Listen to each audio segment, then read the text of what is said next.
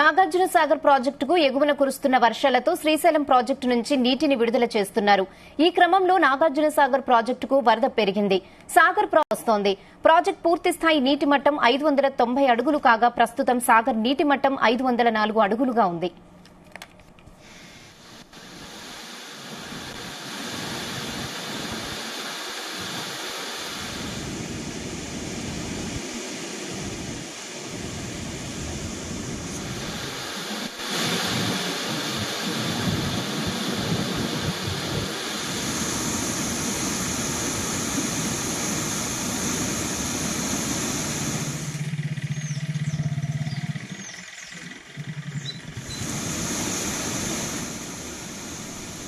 తెలంగాణ ప్రజలను తాగునీటి అవసరాల కోసం ఎడమ కాల్వ ద్వారా నీటిని విడుదల చేస్తున్నారు అధికారులు.